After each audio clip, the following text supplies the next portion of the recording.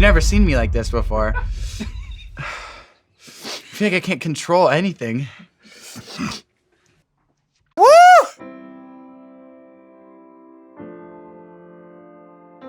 Hey, what's going on, everybody? For First We Feast, I'm Sean Evans, and you're watching Hot Ones. It's the show with hot questions and even hotter wings. And today I'm joined by teenage hitmaker Shawn Mendes. He's a platinum-selling singer-songwriter with a pair of #1 albums under his belt. And good news for Shawn Mendes fans, there's more new music on the way. But first, the Wings of Death. Shawn, welcome to the show. Thank you for having me, man. I know that you once pranked your little cousin with a hot sauce cookie. But now that you're on the receiving end, how are you with hot food? I should be okay. I don't want to come in here confident and mess up on the third wing, but I think I can make it to the end. My friends won't let me live it down if I don't. They're so excited, and their main thing was like, dude, I don't care what happens, you have to make it to the very end, so I promise, I got you guys.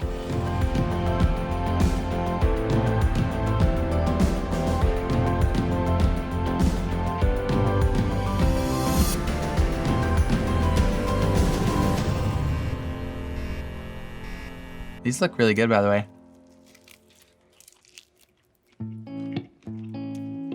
It's good. It's just like regular wing.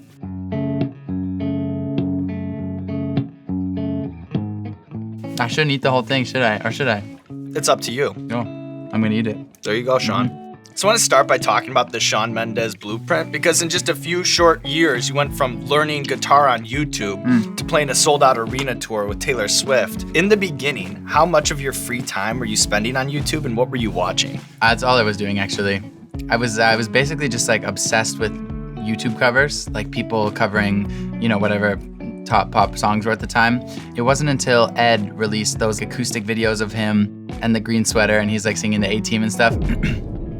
I saw that, and ever since then, it was 6-7 hours a day just learning videos, like people playing online and just copying them, and that's how it started. How were you treated by other kids during the come-up? Does having a big, popular online following translate to being popular in high school, or not so much?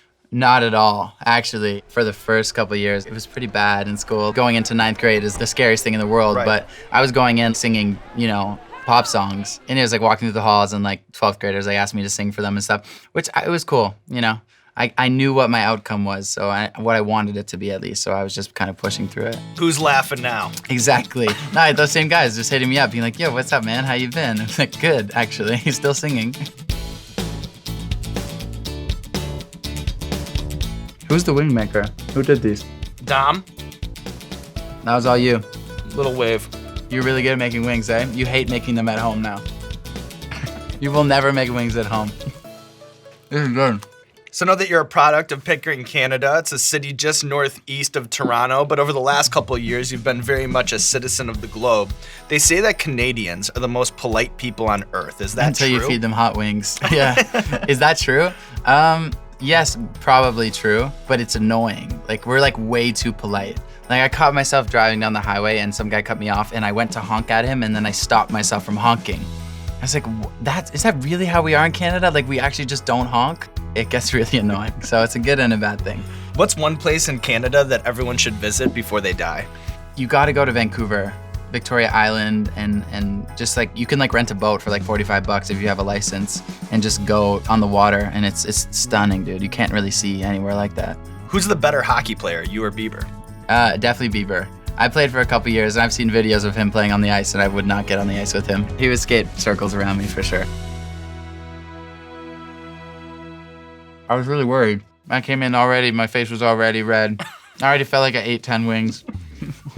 What's guitar store etiquette to you? Like, in other words, how loud and for how long can I riff Sweet Child of Mine before I have to buy something? I really don't. I hate people who do that stuff, dude.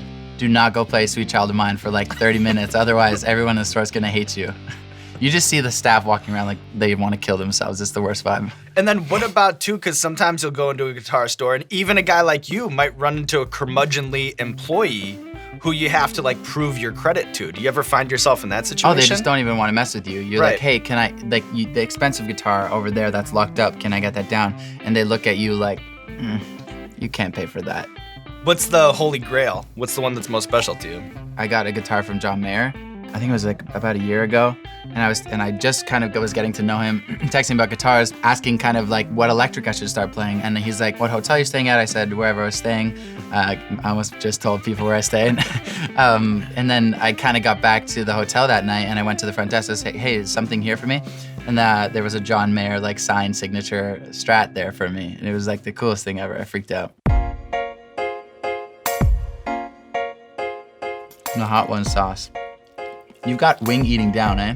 I'm actually probably a little disgusting with it because I have to talk, so I feel like I have to Eat it get fast. it in, chew it up, swallow it down, and then that's get the spicy. question out. I actually thought about this, and I was like, man, I hope I don't look like a savage eating the wings, but I was like, I think there's only one way to eat them. Like And a it's savage. Yeah. So asking a singer-songwriter to break down their hits, that would be like asking Da Vinci to explain the Mona Lisa. So don't worry, I'm not going to ask you to It's give not up like the that, by the Shawn way. Mendes special Yeah. sauce. But I know that there is something that takes just an album cut and turns it into a stadium anthem. It's funny, as a songwriter, you always take your song and then you go play it for the best producer or the best songwriter and ask for their opinion. And then it's usually like, you know, whether if it's good, they'll be like, oh, that's pretty good. But you never are getting like, dude, that's the best song I've ever heard, because they're also making like really awesome songs. Like the best thing I could probably do is just like pull a random person off the street and be like, hey, do you like this or not? Well, that's what I was wondering, you know, like, how do you know? Like, what sorts of things are you looking for when you're gauging the likelihood that 50,000 people are gonna sing this song back to you someday? There's an immediateness to hits, I think. Like the second you hear the first guitar thing, this is starting to feel a little hot. The second you hear the first guitar thing, or like the second you hear the first verse line or something, you kind of see it in the room. I woke up in the morning with that in my head, and I was like, this is a thing. Like I know something about this. There's something about this. And the second I had this like little like ukulele type guitar, I played it in the room, and the second I heard it, I was like, okay, this is it. Like I could feel it with that one. The next day, went to the studio, and boom. The hamajang. Didn't you tell me these were like kind of safe? This one got really spicy, man.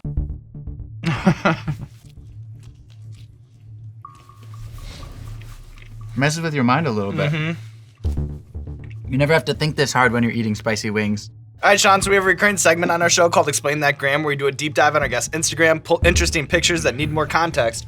So I'll bust out the laptop, I'll show you the picture, and then you just tell me the bigger story. Does that sound good? Oh, it's starting to get really spicy now. It's going down. It took us so long to figure out a time to do this interview because I had to not sing the next day. I couldn't sing after this, or even I could barely talk after this. You could, Shawn. I could. You Yeah, could, thank Shawn. you. All right, first things first. It's a Shawn Mendes, Taylor Swift Oh yeah. birthday two-parter. One looks like it's her birthday, the other one looks like it's your birthday. They're both birthdays. The first time I ever played Madison Square Garden, there was a big radio show there, and Taylor was playing the show, and she invited me to her birthday party. Crazy night. I think I was like maybe 16 there. I walked in and got in the elevator with Justin Timberlake, Ryan Tedder, and then I walked upstairs, and the first two people I saw were Jay-Z and Beyonce, and I was like, wow, this is what it's like to be at a Taylor Swift birthday party. She brought me on stage on my 17th birthday. I looked so weird. I was so uncomfortable on stage without a guitar. I just like weirdly held myself while she had like 70,000 people sing me happy birthday. When I was on tour with her right when Stitches was kind of happening, so I was on tour with the biggest artists in the world, and then my song was taking off at the same time, and it was kind of just like the stars aligned. I always say like it was like the stars were aligning for me at that time. They are all the time, it feels like. Fellow Canadian icon Drizzy. Yeah. That was the best night of my life. That was the night of the AMAs. I met him at the awards show, and then I was not expecting from Drake at all. I had no idea. He goes, yo, I love that video with you and your boys on the street, and I'm like, something big? Like, if you know that was like my second song I ever released of all time.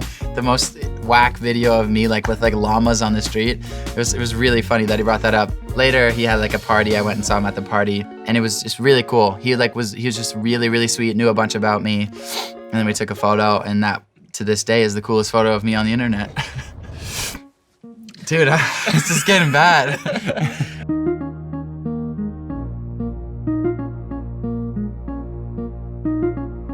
It's bad to know that they just get worse from here. Psychological. Yeah, I think something's happening that has nothing to do with the hot sauce. So every big star has their own protection task force, be it the Rihanna Navy or Team Drizzy or the Mendes Army. You'll have these fans that'll take up for you for their figurehead. But then the funny part of it is you don't really have much control over them. But have you ever tried to use the Mendes Army to do your bidding? Definitely. Especially when there's like voting award shows. They're an actual army. They just go Mobilize hard. them. They go hard, dude. And if they can vote like unlimited amount of times, if they can vote unlimited amount of times like each person, they really get the votes up there in the millions. So yeah.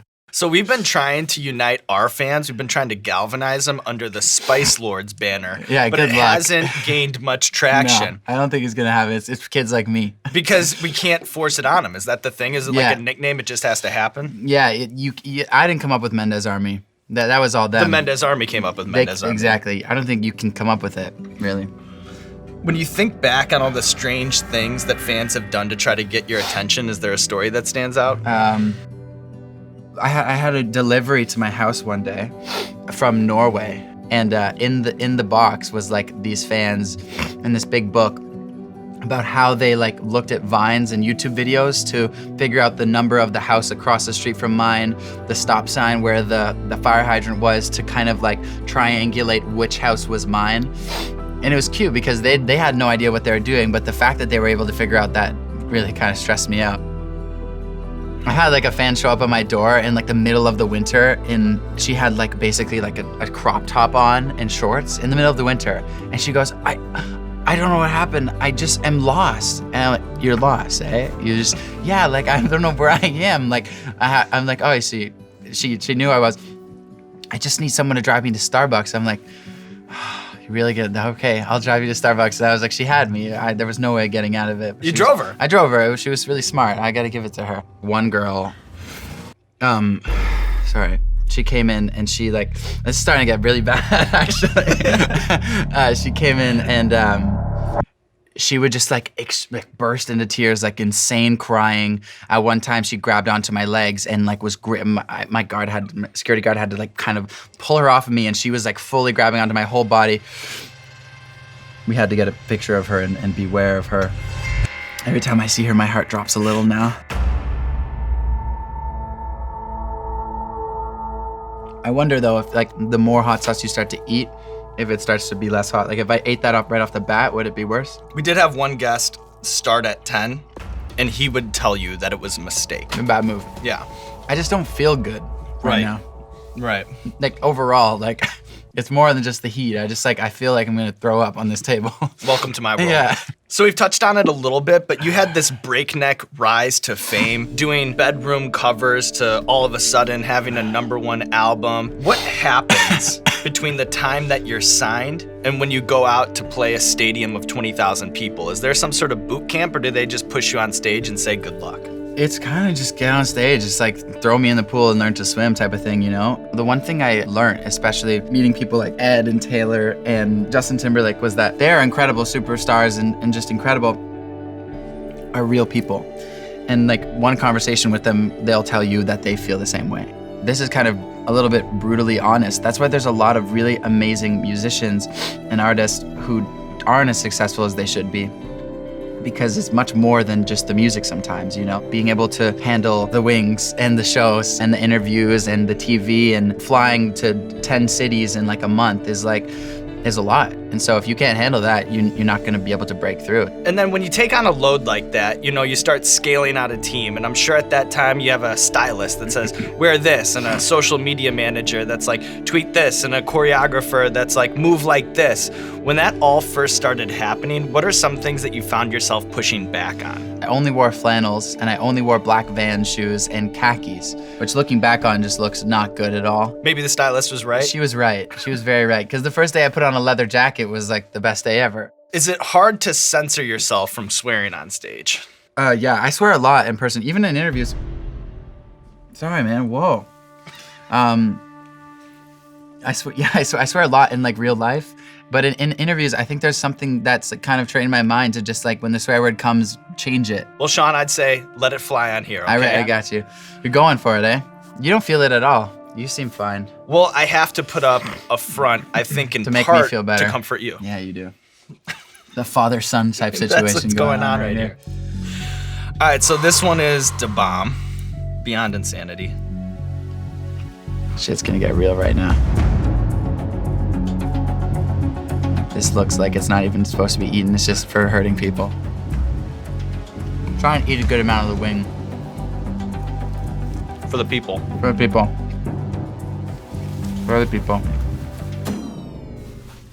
That's fucked up. That's bad. Now you tell me I can swear. You can. I can swear. It's the hot. I don't know what's going on now.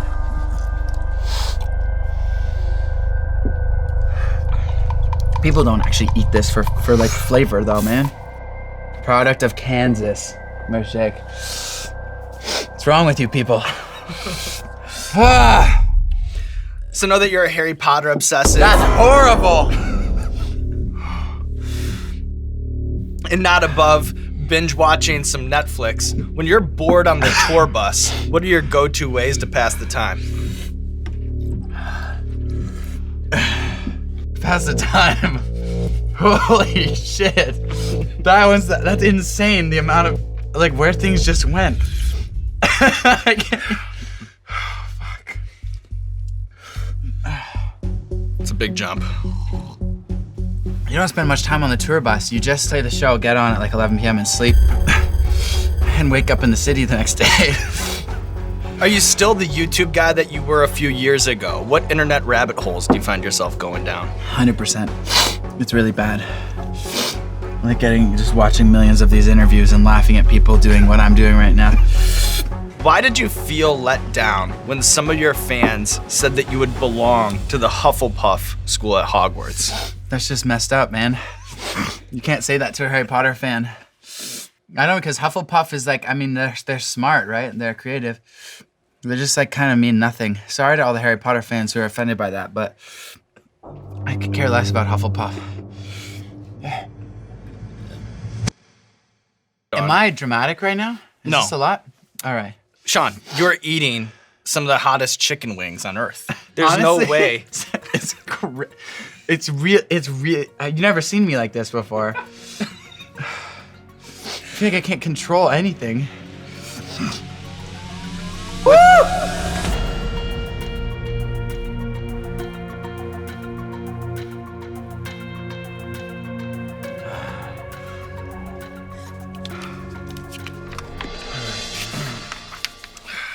Did you ask me a question?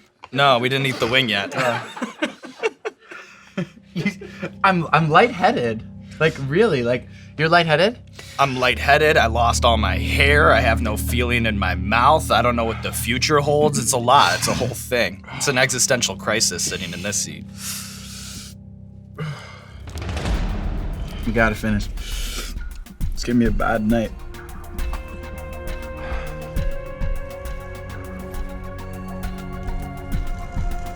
How much did you eat? So you've reached a level of notoriety where you can't even go to the gym without some meathead filming you on the rowing machine and making a meme out of it. Yeah. That was bad. Why is leg day the most important day? It's in my throat. The thing. Because it releases endorphins that are supposed to just help all your muscles grow. Other than that, it just sucks. There's nothing nice about having big legs, like the strong legs, like, and just leg day sucks. What's your max squat? You won't believe me. This is gonna sound like I'm boasting a lot, but when I was 16, I squatted 300 pounds. I had a security guard. What's up, John? Who was ex-SWAT. He was like 300 pounds of muscle, and he got me. Like, if you look at pictures of me when I was 16, I was way too big. My neck was like exploding. He got me squatting a lot of weight. I squatted 300 pounds one day in Cleveland. And then I know that you're a really nice guy, but I wonder, what's your gym pet peeve? I hate when people are on like a squat rack or a bench press and they're just like, and you go to ask them how many sets they have left and they reply to you like they hate you. Like, why would you ask me that question? Like, we're all here to work out, man. There's like 2 bench presses and you're using one of them. Just tell me how many sets. I'm not trying to kill you, not, you know? Or they're just like watching movies on their phone at the bench press. All right, Shawn Mendes. I feel so defeated, man.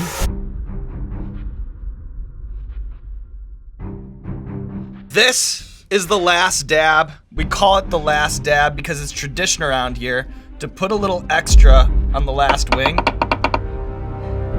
You don't have to. I'll do it. Can you do it If for you don't me? want to, of course I can. I don't think I can pick things up. I got you, bro. You guys are messed up. You just watch people suffer for a living. There you go. The lights are so hot. You know, the first. Stand up for a sec. I'm sorry. Take a lap. Take a lap. It's all good. It's all good. I can't sit there for very long. In the beginning, Shawn, you were very like, this is chill, this is cool, and then it accelerates on you pretty quick. All right, Shawn. Cheers, man. Cheers, my man. I'm shivering like I'm cold. It's like something's happening.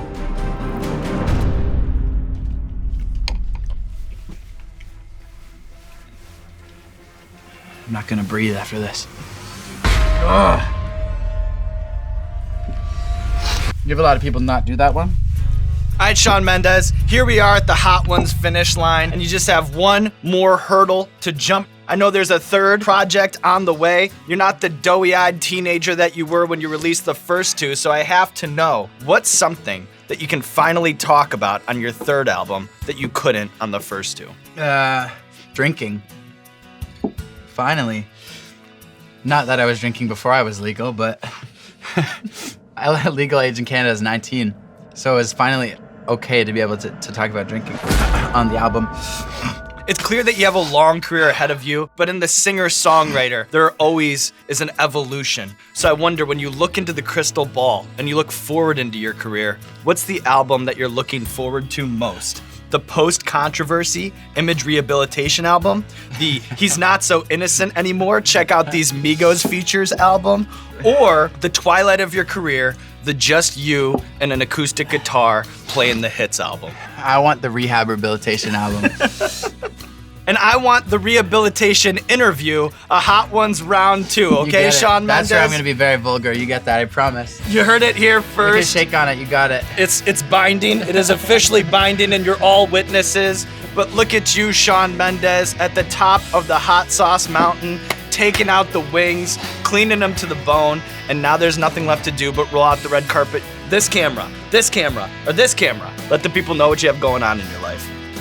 Well, I have 2 songs out. You guys can go and listen or download or buy In My Blood and Lost in Japan right now. The album's coming soon. Stay tuned. I love you guys. Thank you. Good job, Shawn. Good job. Jesus Christ! Holy fuck! I feel like I'm gonna pass out. Can I take this thing off? Yeah, go ahead. Do you get a thing where it's like your body starts shaking like a shiver? Hey, what's going on, Hot Ones fans? It's Shawn Evans, and you know what? I'm not going to beg for your subscription. If you're not subscribed, turn off the video. It's over. I want just my subscribers. Come here, come here. If you're subscribed to First We Feast, I just want to say thank you, and that I appreciate you, that I love you, and I hope that you have a great day.